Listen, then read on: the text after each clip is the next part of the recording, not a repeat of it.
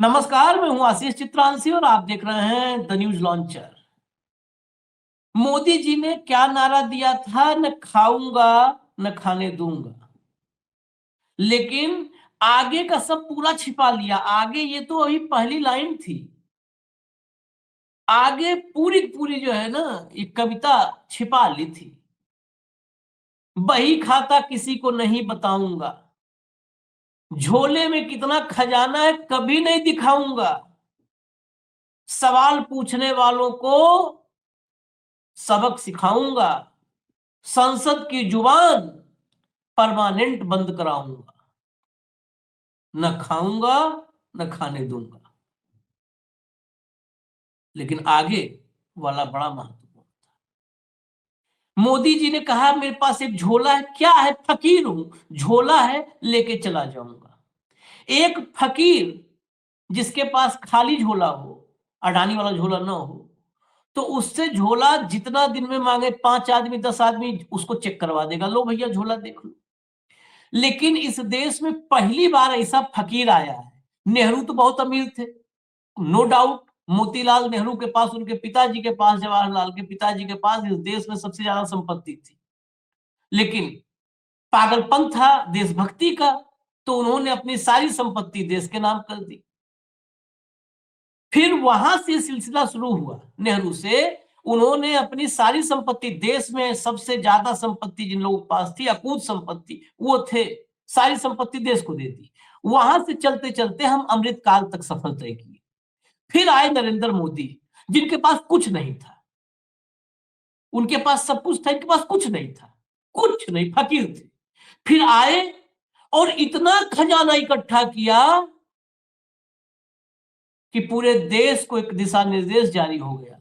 कोई पूछेगा नहीं, कोई खबरदार, कोई पूछेगा नहीं। यही खबर लेकर के आए हैं। और दुर्भाग्य देख लीजिए, अंग्रेजी के अखबार इंडियन एक्सप्रेस ने इसको छाप दिया। उसके बावजूद हिंदी में जितने आज तक, कल तक, परसों तक है, किसी ने 4 लाइन की खबर नहीं लगाई।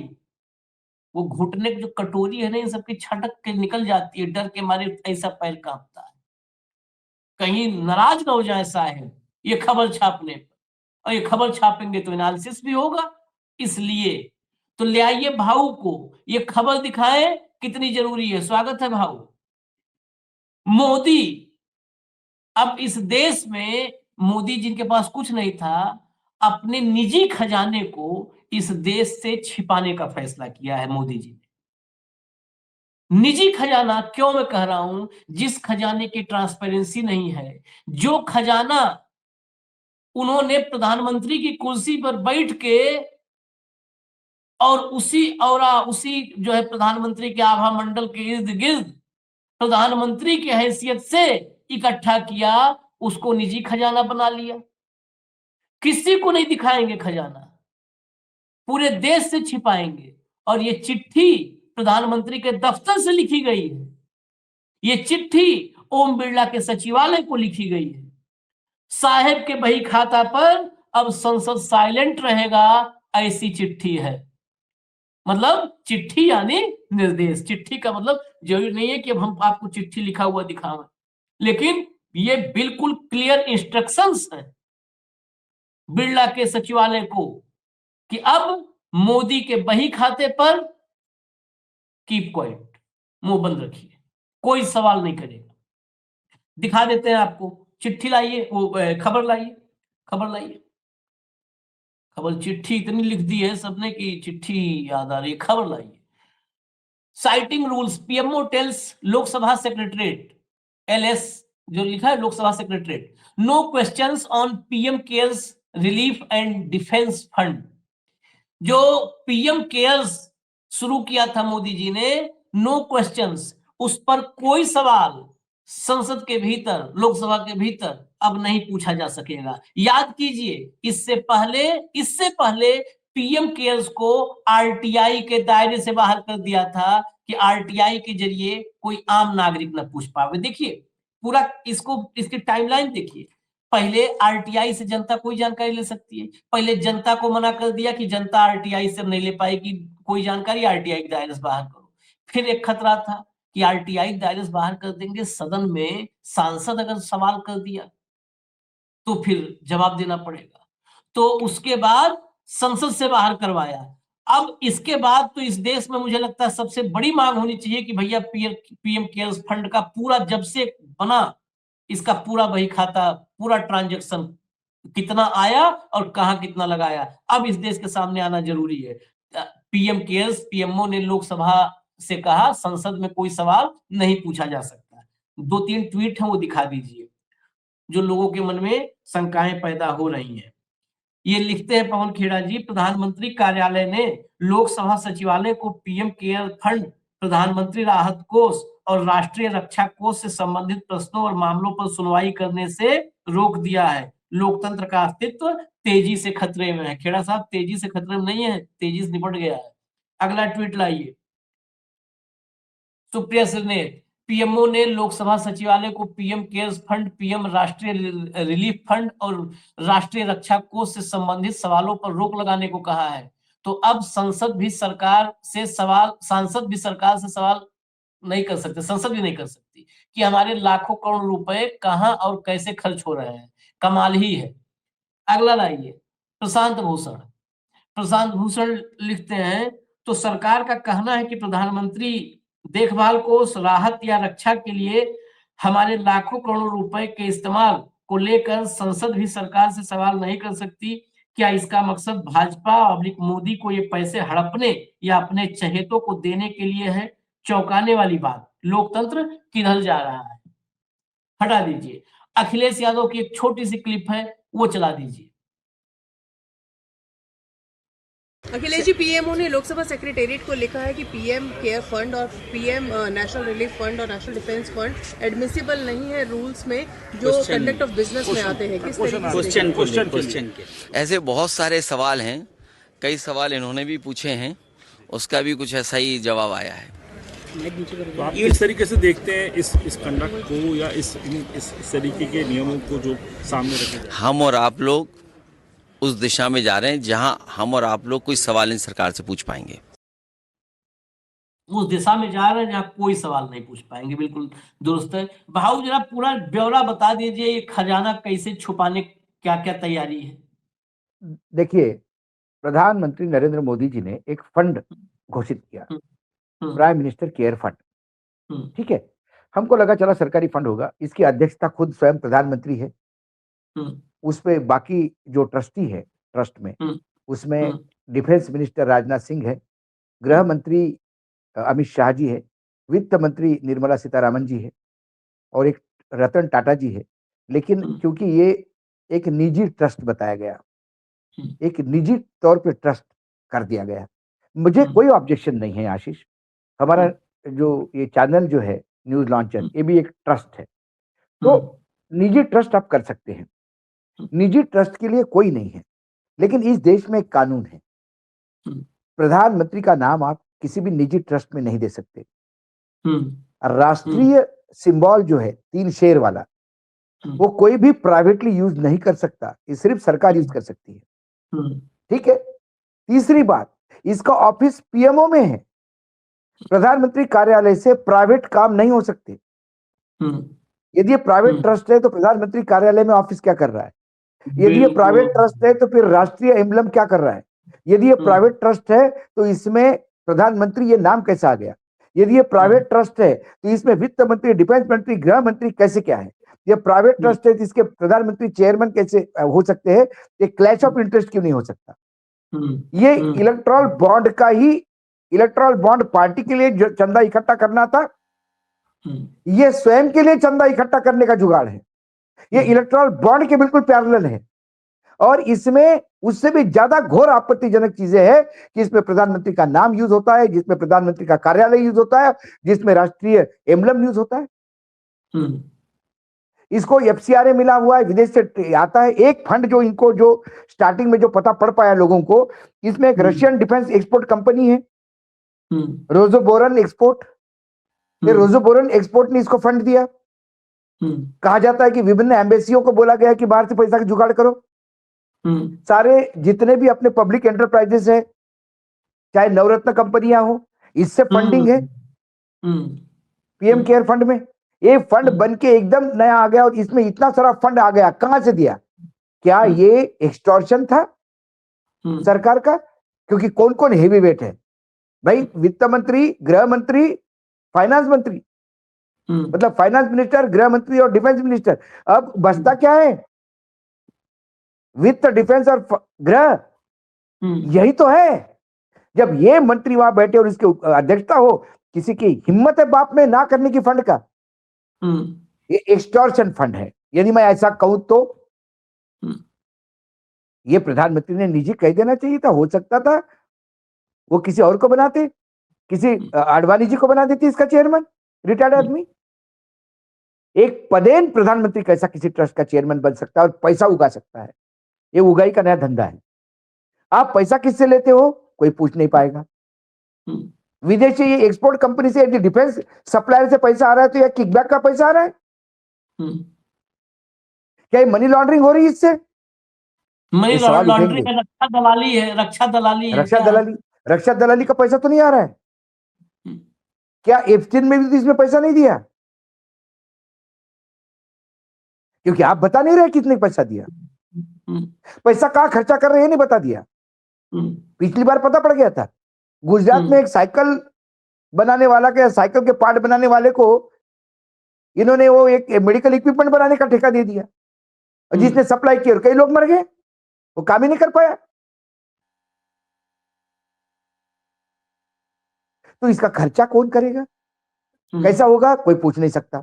इसमें पैसा दादागिरी से इकट्ठा हो रहा है, आप पूछ नहीं सकते। PM care unit, PM care fund किस लिए जरूरत थी? हमारे देश में ऑलरेडी एक PMNRF है, prime minister national relief fund. उसमें पैसा लेते और वो पूरे देश के, लेकिन उसमें जब पैसा लोगे तो देश को बताना पड़ेगा। उसमें से जब पैसा खर्चा करोगे तो उसका ऑडिट होगा, वो समझ में आ जाएगा। दूसरा, आपने जो दूसरा एक फंड आपने रिलीज किया, अच्छा आप कहते हो कि डिजास्टर के लिए है, कैलेमिटी के लिए है, तो अपने पास ऑलरेडी एक ऐसा फंड है, NDRF, national disaster response fund. ये फंड होते हुए दूसरे डिजास्टर फंड की जरूरत क्या थी? भाई डिफेंस मिनिस्ट्री में कई वेलफेयर फंड है, ऑफिसर्स वाइफ का एक एसोसिएशन है, वो बहुत वेलफेयर काम करता है, उन पे फंड दे दीजिए। आप डिफेंस फंड बनाया किसके लिए? और यदि मैं कहता हूं कि ये इतना दिल बड़ा होना चाहिए कि इनके वेबसाइट पे सारा रख दो आप खोल के, ये पैसा आया, ये पैसा दिया, भाई हमने तो ओपन कर दिया, जिसको देखना है देख लो, उसमें क्या है, हम चोरी थोड़ी कर रहे हैं। कर नहीं तो डर किस बात का?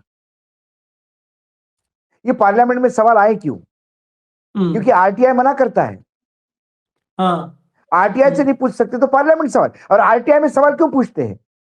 क्योंकि आपके बारे में जानकारी नहीं, आप जानकारी वेबसाइट पे डाल दीजिए, कोई पूछेगा नहीं। कोई मूर्खी होगा जो पूछेगा, कोई भी जाएगा वेबसाइट देखेगा, किसी ने कह भी दिया कि अरे इनको तो एप्स्टीन ने भी पैसा दिया, जाके वेबसाइट पे यार पागल बोल रहे हो, झूठ बोल रहे हो, खबर झूठी खबरें फैला रहे हो। एप्स्टीन ने पैसा कहां दिया है? इसमें नाम, एक एक नाम लिखा हुआ है इस पे। फिर इतनी ट्रांसपेरेंसी चाहिए, आप किसी को बताओगे नहीं, आप ऑडिट करवाओगे नहीं, आप RTI में जवाब दोगे नहीं, आप कहोगे कि इसमें सरकार से पैसा नहीं आ रहा है। सारे पब्लिक एंटरप्राइजेस ने पैसा दिया, वो किसका पैसा है? सरकारी कंपनियां किसकी है? नरेंद्र मोदी जी की मिल्कियत कंपनी है पर्सनल? अमित शाह और राजनाथ सिंह जी की और निर्मला सीतारामन जी की कंपनी है ये? एक फाइनेंस मिनिस्टर यदि बैंक को फोन करके बोलता है कि आपके CRS के फंड में से 200 करोड़ रुपए दे दो, कोई किसी की औकात है मना करने की? नहीं होगा तो देगा वो। तो ये क्या मिसयूज ऑफ पावर नहीं है? मैं तो इसमें आरोप लगाता हूं ये मनी लॉन्ड्रिंग है, ये डिफेंस के दलाली इकट्ठा करने का फंड है। ये मैं आरोप इसलिए लगा रहा हूं क्योंकि उसमें एक नाम रशियन डिफेंस कंपनी का है। ऐसे कितने और क्या एप्स्टीन ने पैसा लगाया? यदि मैं पूछूं तो इसका आपके पास क्या जवाब है? जब तक आप क्लियरिटी से नहीं दोगे तब तक मैं बोलूंगा एप्स्टीन ने पैसा दिया होगा, क्योंकि अनिल अंबानी एप्स्टीन का दोस्त, जो आपका दोस्त, और जो पुरी साहब ने आपके लिए काम करते, एफटीन के लिए काम करते, उनने भी दिलवाया होगा। मोदी जी खुद एफटीन से एडवाइस लेते हैं, ऐसा एफटीन कहता है तो हो सकता है पैसा भी दिलवाया होगा। क्या व्याभिचारियों का पैसा लगा है इसमें? यदि ये सवाल पूछूं तो क्या गलत होगा? मत बताइए पार्लियामेंट को, मत बताइए आरटीआई को, वेबसाइट पे रिलीज कर दीजिए, ये हमारा टोटल पैसा इस बैंक में यहां रखा हुआ है, ये पैसा इन लोगों ने दिया और ये पैसा हमने यहां खर्चा किया, काम खत्म, वेल एंड गुड।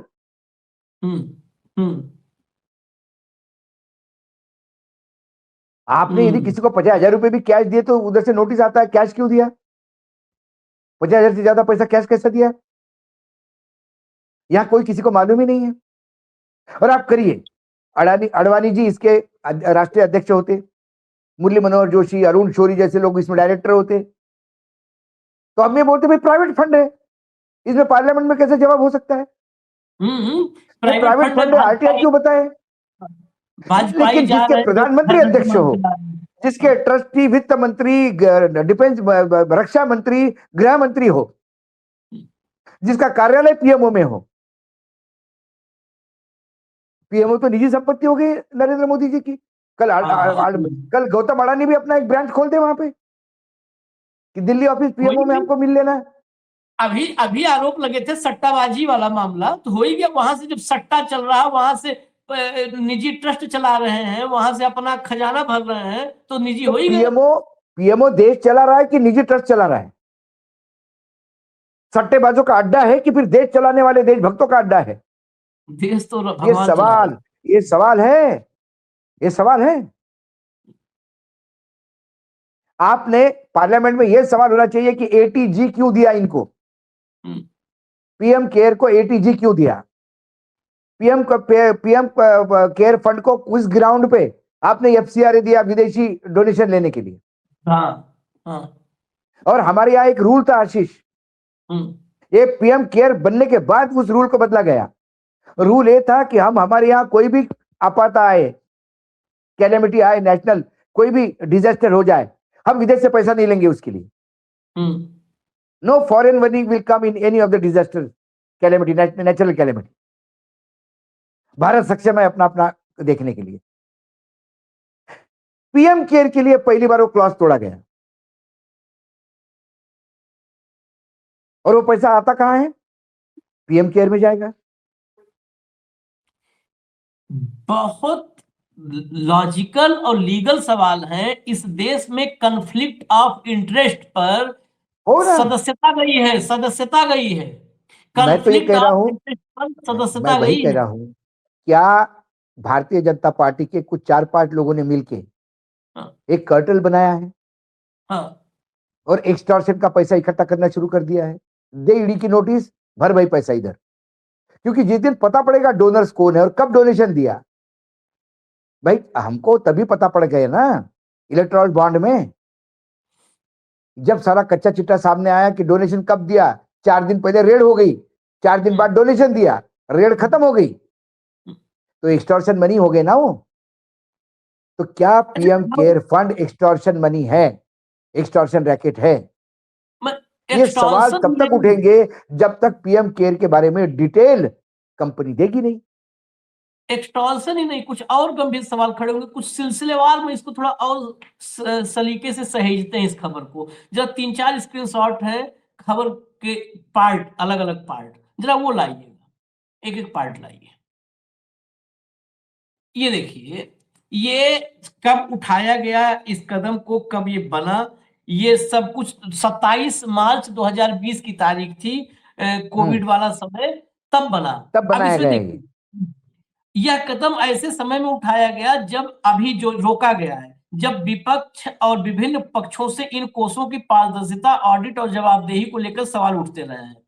इससे पहले सुप्रीम कोर्ट ने 2020 में इस फंड को एनडीआरएफ में ट्रांसफर करने से इनकार किया था और कहा था कि दोनों के उद्देश्य अलग हैं। पीएम केयर्स एक चैरिटेबल ट्रस्ट होने के कारण सीएजी ऑडिट के दायरे में नहीं आता। अब यहां समझिएगा, सुप्रीम कोर्ट, तुम मान लीजिए सुप्रीम कोर्ट की भूमिका तो आप दिमाग के एक कोने में रखिएगा। सबसे पहले एक मिनट, यदि ये चैरिटेबल ट्रस्ट है, ये प्राइवेट ट्रस्ट है, तो फिर सीएजी के ऑडिट में नहीं आता, ठीक है। हाँ। लेकिन ये प्राइवेट ट्रस्ट पीएमओ में कैसा चलता है, इस पे सवाल उठाना चाहिए था सुप्रीम कोर्ट को। ये प्राइवेट इसीलिए ट्रस्ट है तो इसमें पीएम का नाम कैसा जुड़ा है, जो अलाउड नहीं है।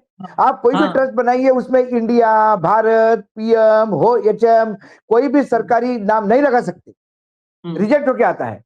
एकदम रिजेक्ट होगा। यदि ये प्राइवेट चैरिटेबल ट्रस्ट है तो फिर उसका नेशनल एम्बलम, जो भारत का सिक्का, जो शेर है 3 मुंह वाला, वो कैसा यूज हो सकता है? भाऊ पीएम ही नहीं हो सकता। हम तो नाम के लिए तो भटके हैं ना। नाम मैंने के यही लिए तो कहा, पीएम ही नहीं हो पीएम नहीं हो सकता। सकता, पीएमओ का ऑफिस का एड्रेस नहीं हो सकता, निजी ट्रस्ट का नहीं हो सकता। ये तो झांसा वाला है कि झांसा दे दो कि पीएम। अरे बाबा, यहां तक है कि आपका ट्रस्ट है और आपका रेसिडेंस एरिया का एड्रेस भी ट्रस्ट का नहीं हो सकता, उसको हाँ। कमर्शियल ऑफिशियल एड्रेस चाहिए होता है। और अब यहाँ तो आगे सीधा पीएमओ के ऑफिस से यूज हुआ है। आगे देखिए, एक तो सबसे पहले क्या खारिज किया इन्होंने, हटवाया सीएजी कि ऑडिट हाँ। में नहीं जाए, पहला। उसके बाद इस मुद्दे पर देखिएगा एक एक पॉइंट, इस मुद्दे पर पीएमओ ने इंडियन एक्सप्रेस के ईमेल सवालों का कोई जवाब नहीं दिया। मैं पॉइंट बता रहा हूं, इंडियन एक्सप्रेस ने ईमेल से सवाल पूछे थे, उसका कोई जवाब नहीं दिया। जवाबदेही है ही नहीं है, फिर भी इस देश के लोग ढपली बजा रहे हैं। अरे सर्व करो, इस देश के अगर नागरिक हो, इस देश में जवाब ही नहीं देना है। चोरी कर रहे हैं सब और जवाब नहीं दे रहे हैं, फिर जिम्मेदारी करो। चोरी कर रहे हो, जवाब नहीं दे रहे हैं, चोरी नहीं कर रहे हो तो दिखाओ देश को। इस तरह के निर्देश ने संसद में इन कोषों पर बहस और जानकारी प्राप्त करने की संभावनाओं को सीमित कर दिया। अगला लाइए, अगला। अभी भाऊ ने कहा था कि कहां कहां से चंदा, देखिएगा 2023 तक ये जो पीएम केयर्स था, इसका थोड़ा थोड़ा एक्सेस था। उसके बाद ही तो आरटीआई और धीरे धीरे सब बंद किया। तो 2023 तक की इंफॉर्मेशन खाली समझिए, और जब इंफॉर्मेशन आ रही थी तब ये था, बंद होने के बाद कितना बेरोक टोक काम हुआ होगा। पीएम केयर्स यानी प्रधानमंत्री नागरिक सहायता और आपातकालीन स्थिति निधि में विदेशी चंदे के रूप में 535 करोड़ रुपए आए, विदेशी फंड। इसके बाद इस फंड के बारे में कोई सूचना बाहर नहीं आई कि इसे विदेशों से या देश में बड़ी कंपनियों और उद्योगपतियों से कितने पैसे मिले, उन पैसों को जनता के ऊपर कहां कहां और कितना खर्च किया गया। 23 तक 550 करोड़ रुपए आए करीब। उसके बाद पता ही नहीं चला, उसी के बाद इसको छिपा दिया गया खजाने को। बिजनेस स्टैंडर्ड ने अप्रैल 23 में अपनी एक रिपोर्ट में बताया कि सार्वजनिक क्षेत्र की कंपनियों ने 2019-20 और 20-21 सिर्फ 2 फाइनेंशियल ईयर, सिर्फ 2, 19-20 और 20-21 में पीएम केयर फंड में कम से कम 2,913.6 करोड़ रुपए का योगदान किया। 2 वित्तीय वर्ष में 3,000 करोड़ रुपए कौन दिया है? यहाँ पे क्षेत्र की कंपनियां दी है। आशीष, सार्वजनिक क्षेत्र की कंपनी किसी निजी ट्रस्ट को 3,000 करोड़ के आसपास का फंड कैसा दे सकती है? इसीलिए इसको लाए थे भाऊ इनको आपके हाँ, दूसरी बात, यदि ये चलन है तो सार्वजनिक क्षेत्र की कंपनियां बता दे कि पीएम केयर को छोड़ के कितने निजी ट्रस्ट को उन्होंने पैसा दिया। यदि सार्वजनिक क्षेत्र की कंपनियां कहे कि 2019, 20 और 21, 22 में हमने 3,000 करोड़ तो टाटा में दिया, रिलायंस में दिया, है ना, और एक प्रकाश आमटे को दिया, इस ट्रस्ट में दिया, उसके दूसरा कोई एक ट्रस्ट है गरीबों को आंखें लगवाने वाला, उसको दिया, जयपुर वाला वो जो लेग वाला है उसको दिया, तो हम मान ले। मैं गारंटी के साथ कह सकता हूं सार्वजनिक क्षेत्र से किसी भी प्राइवेट ट्रस्ट को पैसा नहीं दिया होगा, क्योंकि सार्वजनिक लोगों से मैं बहुत अच्छी तरह से जानता हूं, आप किसी के लिए मदद भी मांगो तो बोलते प्राइवेट नहीं कर सकते हम। हाँ, इसको गवर्नमेंटल होना चाहिए, गवर्नमेंट की किसी योजना में, गवर्नमेंट के स्कूल में पैसा दे, किसी काम के लिए, गवर्नमेंट की किसी योजनाओं में हम मदद कर सकते हैं, किसी के प्राइवेट कंपनी को नहीं दे सकते, किसी के निजी ऑपरेशन के लिए नहीं दे सकते हम। तो ये निजी ट्रस्ट को 3,000 करोड़ के आसपास, 2,900 मतलब 3,000 करोड़ के आसपास का फंड किसके कहने पे दिया, किस कानून के तहत दिया, उन कंपनियों का जब ऑडिट हो गया होगा उन्होंने क्या बताया उसमें, निजी ट्रस्ट को दिया, बताया कि पीएम केयर को बताया, पीएम केयर को कौन सा ट्रस्ट बताया, ये सवाल है। अब तो आरटीआई डालनी चाहिए तमाम निजी कंपनी, सार्वजनिक संस्थाओं को, कि आपने पीएम केयर को किस कानून के तहत दिया और अब तक कितने निजी ट्रस्टों को आपने पैसा दिया। दूध का दूध पानी का पानी आ जाएगा। और ये नहीं, 2 फाइनेंशियल ईयर में 3,000 करोड़, उस एवरेज से देखे, उस एवरेज से सिर्फ, हालांकि एवरेज हो सकता है जब बंद हो गया इंफॉर्मेशन आना तो ज्यादा ही खुल के हुआ होगा। अब उसी एवरेज से देखें तो अब तक 10,000 करोड़, 10,000 करोड़। आगे देखिए, वही फोटो दोबारा लाइए भैया, वही वाली फोटो दोबारा लाइए। बिजनेस स्टैंडर्ड ने ऐसी 57 कंपनियों की पहचान की थी जब ये रिपोर्ट छापी थी अप्रैल 23 में। सूची में शीर्ष 5 दानदाताओं में तेल और प्राकृतिक गैस निगम ओएनजीसी, जिसको आप लोग कहते हैं ONGC, NTPC, national thermal corporation, power grid corporation of India, Indian oil corporation और पावर फाइनेंस कॉर्पोरेशन, ये सभी थे ये टॉप 5 में, शीर्ष 5 दानदाताओं में। और इन सब ने कम से कम 200 करोड़ रुपए का योगदान किया था। 200 करोड़ से ज्यादा, कम से कम नहीं, 200 करोड़ रुपए पर हेड है वो, सभी 200 करोड़ से ऊपर, अधिक, ये मतलब मिनिमम 200, इससे ऊपर देना है। और ये व्यक्ति एक कंपनी ने दिया था 200 के हिसाब से, एक ने 200 मिनिमम से ज्यादा दिया, 200 से ज्यादा दिया, कितना भी दे, 200 मिनिमम है, ये मिनिमम, ये 200 मिनिमम है। अगला दिखाइए जरा फोटो, और दिखाइए, ये इनकी स्थिति है। और ये किसी को, देश को नहीं बताएंगे, और फिर भी इस देश में, मैं तो इस देश पर भाव माथा हो जाता, हिल जाता है। लोग कहते हैं मोदी है मुमकिन है, मजा आ रहा है, देश विकास कर रहा है, अपने घर में रख रहा है, कह रहा है बताऊंगा नहीं। कुल मिलाकर फंड को 3 वर्षों में 2020 से 2023 तक 12,691.82 करोड़ का दान मिला, जबकि इसके रसीद और भुगतान खातों के अनुसार मार्च 22 तक इसमें 5,415 करोड़ रुपए का फंड शेष था। यह जांचने के लिए पर्याप्त डेटा नहीं है कि पैसा खर्च क्यों नहीं किया गया। यह डेटा भी नहीं है कि जो रकम खर्च की गई वो कहां खर्च की गई, यह डेटा भी नहीं है। सवाल यह है कि इस फंड को निजी क्यों बनाया गया। सरकारी कंपनियों ने फंड में महत्वपूर्ण फंड का योगदान किया, जो सरकार को अपने ही खर्च के प्रति जवाबदेह बनाता है। पीएम केयर फंड को एफसीआरए के तहत छूट मिली है और विदेशी चंदा प्राप्त करने के लिए एक अलग खाता खोला गया है। हाँ, अब चलिए हटा बताइए। तो मैंने वही कहा आपको कि क्या इसमें एफटीन ने पैसा दिया, मेरा सवाल है। अब मेरे को डाउट है, क्योंकि इनके सबके एफटीन से साथ संबंध है। और ये जो 7,000 करोड़ खर्चा किया वो कहां गया?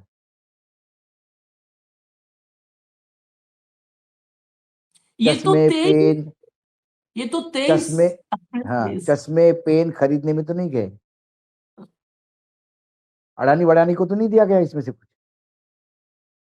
क्योंकि बीच में अडानी परेशानी में थे थोड़े से। भाई जब तक मुझे पता नहीं पड़े मैं तो यही बोलूंगा अडानी को दिया होगा।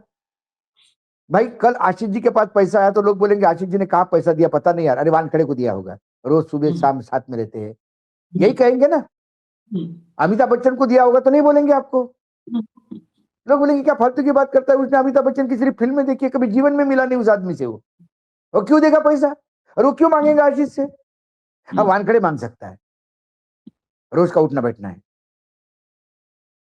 तो जिनके साथ उठना बैठना है, अनिल अंबानी को तो नहीं दिया, एफटीन से तो नहीं लिया, अनिल अंबानी भी परेशानी में अभी, अडानी जी को तो नहीं दिया। ये सवाल, ये जो नया बड़ा बड़ा जंगल और जू बना दिया है अडानी जी, अंबानी जी ने, मुकेश अंबानी जी ने, कहीं वहां तो नहीं दिया?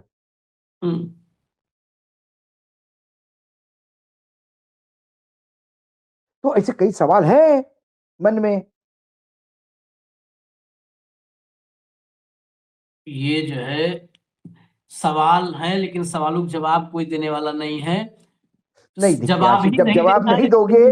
जवाब नहीं दोगे तो हमारे सवालों को हम जस्टिफाई करेंगे। आप ये नहीं कह सकते हो कि आप बदनाम कर रहे हैं, अशोक वानखेड़े एफटीन से पैसा लिया करके आरोप लगा रहा है। मैं नहीं आरोप लगा रहा हूँ बाबा, ऐसा मुझे लग रहा है, क्योंकि आप लिस्ट तो दे दो तो हम बोलेंगे नहीं दिया भैया, हमको लगा लेकिन नहीं लिया होगा। एफटीन ने सारी दुनिया को पैसा बांटा है, दलाई लामा को भी वो डोनेट डाल रहा था, दलाई लामा ने दूर से नमस्ते किया। नरेंद्र मोदी के पर्सनल अकाउंट की तो डिटेल देश जानना नहीं चाहता, नहीं जानना चाहता ना। नहीं, बिल्कुल नहीं। इसका मतलब आपने एक नया तरीका अपनाया कि हमारा खाता देखो, हमारे खाते में तो कुछ नहीं है, झोला है फकीर का, लेकिन साथ एक ऐसा उपाय, प्रधानमंत्री, सबसे बड़ी बात, अब इसको तो एफिडेविट में भी नहीं बताना है कि आपके पास कितना पैसा है, अरे एफिडेविट में भी नहीं बताना। इसको ये भी नहीं पता है कि उसके बाद इस ट्रस्ट का क्या होगा, ये पैसा कहाँ जाएगा, इसका मालिक कौन होगा। ये जाने के बारे में सोचे नहीं कभी अविनाशी ने ना। नहीं, मैं बहुत नहीं, अरे भैया, ये जाने के बारे में सोचते नहीं। और दूसरी बात है, ये इनकी निजी मिल्कियत है। कल बचे हुए 5,000 करोड़ में, अभी 5,000 करोड़ तो 23 का आंकड़ा है, अभी हो सकता है 1-8 लाख करोड़ पैसे पड़े होंगे उसमें। हाँ, हो सकता। हाँ, उसके बाद बढ़िया प्लेन लेके घूमेंगे विश्व में, खुद का प्लेन लेके। कौन पूछने वाला है, पैसा है ट्रस्ट में। नया जुगाड़ सिस्टम हो गया भाई पैसा इकट्ठा करने का। नहीं, यही नरेंद्र मोदी केयर्स फंड करके ये ट्रस्ट खुला होता, हालांकि प्रधानमंत्री रहते वो भी नहीं इस्तेमाल कर सकते थे कि आप प्रधानमंत्री के पद के नरेंद्र आड़ मोदी में। कई नाम हो सकते हैं, नरेंद्र मोदी के कई नाम हो सकते हैं, हाँ, छोड़ दीजिए उसके, नरेंद्र मोदी नाम के कई लोग हो सकते हैं, लेकिन नरेंद्र मोदी केयर फंड होता तो ठीक है, लेकिन उसमें जो मंत्री है वो कैसे ट्रस्टी बने। अब रतन टाटा की तो मृत्यु हो गई, उसकी जगह कौन आया ये भी किसी को पता नहीं है, क्योंकि डिटेल ही नहीं है बाहर। अब कुछ नहीं, अब तो ये गोपनीय हो गया ना, कुछ पूरा नहीं। गोपनीय हो गया। और यह भी देखिए आप, इसमें 4 लोग हैं, 4 में एक हो गए मोदी, एक हो गए शाह, एक हो गए राजनाथ और एक हो गई निर्मला सीतारमण। कुल मिला के तो मोदी शाह ही है। मोदी शाही का ही भैया, ये गुजरातियों का फंड है। हाँ, और राजनाथ सिंह जी की इतनी हिम्मत थोड़ी होगी कि पीएम केयर के बारे में एक शब्द भी बोले, वो तो सिर्फ साइन करेंगे जो भी बोला। और निर्मला सीतारमण जी को तो पहले ही बोलते कि everything whatever does Modi ji does is a great thing he does. PM care के बारे में पूछने का आप बात कर दिए, कुछ तो और कुछ तो पूछने, ये तो पूछने की हिम्मत नहीं हो रही थी कि चीन के टैंक आ रहे हैं, आप पीएम केयर्स के बारे में पूछने की, जिसकी ड्यूटी है पीएम टैंक पे कि तो पा रहे टैंक आ रहे हैं, वो तो पूछने के लिए अच्छा 4 बार फोन आ गया जब सेना प्रमुख का, तब बड़े मुश्किल से पूछे कि साहब बताओ, तो कह जाओ जो मन करे करो। उनका एक इंटरव्यू सुन रहा था निर्मला सीतारमण जी का, और एक स्पेसिफिक क्वेश्चन पूछा गया उनको। उन्होंने कहा कि I will not answer specifically on this question, I myself is saying, you have asked me a specific question, I will not answer this specifically, but let me tell you, it is under the leadership of Narendra Modi ji, whatever happens, it is in the interest of the nation. आपने एक मुझे खास सवाल पूछा, मैं उस खास सवाल का जवाब खास तरीके से नहीं दूंगी, लेकिन मैं एक बात बता दूं आपको, यदि इस देश में प्रधानमंत्री जी कुछ भी करेंगे तो देश हित में करेंगे, तो बाकी सारे सवाल नलीफाई हो जाते हैं। खत्म हो गया, वही पे भी खत्म हो गया, हम लोग का कार्यक्रम भी खत्म हो गया, जो कुछ है सब आप लोग के भी घर में जो जो हो, मैं एक बात बता दूं, आप में से कोई भी मजाक के तौर पे सरकारी आवास पर ट्रस्ट बना के देखिए, मजाक के तौर पे प्रधानमंत्री के नाम से ट्रस्ट बना के रखिए, प्रधानमंत्री नाम जोड़ के, नहीं भारत का शेर का चिन्ह, भारत का शेर का चिन्ह उस ट्रस्ट में उपयोग करके देखिए, आपको इतना बड़ा लेटर आएगा, according to so and so you can not use this symbol, इस कानून के तहत आप ये नहीं कर सकते, लेकिन मोदी है तो मुमकिन है। सारे कानून ध्वस्त होते हैं, सारा निजी काम सरकारी मशीनरी से शुरू होता है, जिसकी जवाबदेही किसी की नहीं। ये न्यू नॉर्मल है, ये नया भारत है, ये नरेंद्र मोदी है, मोदी जी है तो मुमकिन है, इसी को कहते हैं। मुमकिन है, अब खतरा मंडरा रहा है, अब आरबीआई हमेशा देश के लिए मुद्रा छापती है ना, खतरा मंडरा रहा है कि जैसे तेल और आटा नहीं, आटा पिसवाने लोग जाते हैं, तेल पिसवाने जाते हैं, अगली एक बार तो मेरा पिज्जा को मार आरबीआई पीएम केयर फंड के अंडर काम करेगी, ऐसा आया तो आश्चर्य नहीं होगा। नहीं भाऊ, वो तो ठीक है। आरबीआई की इन्होंने नौबत न कर दे कि भाई दोपहर में 1 घंटा जरा अडानी के लिए छाप देना, 1 बजे 2 बजे तक अडानी के लिए छाप दो, 3 से 3.5 आधा घंटा अंबानी वाला छाप देना, सबके हाँ। अलग अलग छपाई करो नोट की, हाँ, अलग छाप दो, उनका अलग छापो, उनका अलग छाप के दो खत्म करो दे बवाल दो, है। खत्म करो उनको। बताइए, निजी बना लिया वो संपत्ति इस देश में, कोई ट्राई करो। कहाँ से बैंक जाएंगे, बैंक को लोन मानेंगे, इतना बड़ा प्रोसीजर अडानी के लिए मत करो। गौतम भाई छापो। सीधा नासिक के वहां ट्रक लगा देंगे, वो कंटेनर से पहुंच जाएगा, सीधी डायरेक्ट डिलीवरी। और मैं बोलता हूँ आने वाले समय में अडानी जी के पास ये काम ही चला जाएगा, नोट छापने का काम आप ही करो ना यार। आउटसोर्स कर को वो देते, नासिक बचा आउटसोर्सिंग कर देते, आपको अपने लिए भी छाप लेना, थोड़ा बहुत भारत को भी दे देना। चलिए इजाजत दीजिए, लेकिन आप लोग भी, बहुत कुछ आप होगा। लोग के पास ये कुछ आपको पैसा रंजक हो। लग रहा होगा, ये आपको मजाक लग रहा होगा, ये आपको जोक लग रहा होगा, ये आपको मजाक अतिशयोक्ति नहीं। लग रही होगी, लेकिन ये भारत का भविष्य है जो होने वाला है।